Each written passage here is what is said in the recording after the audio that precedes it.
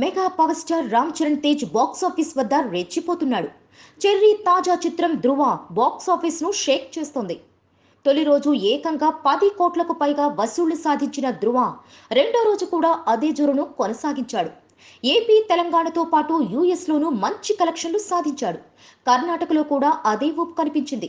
సినిమాకి positive talk రావడం బాగా కలిసొచ్చింది.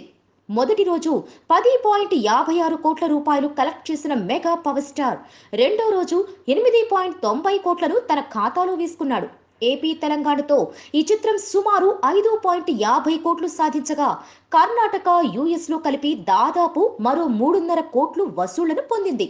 ఇటు రెండు తెలుగు రాష్ట్రాల్లో ఇప్పటిదాకా 13 కోట్లు పొందగా యుఎస్ లో 5 కోట్లు సాధించింది.